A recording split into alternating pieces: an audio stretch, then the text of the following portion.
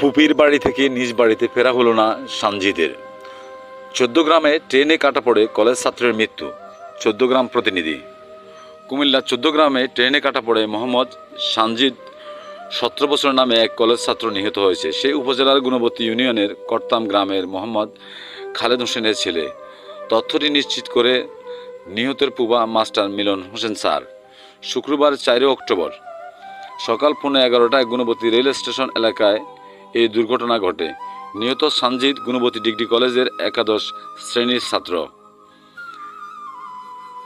স্থানীয় সূত্র ও নিহতের পুপা গুণবতী হাই স্কুলের শিক্ষক মোহাম্মদ মিলন স্যার জানান, শুক্রবার সকালে গুণবতী রেল স্টেশনের গোডাউনের পাশে ফুপুর বাড়ির ঘরের কাজের মিস্ত্রির সাথে কথা বলে বাড়ি ফিরছিল।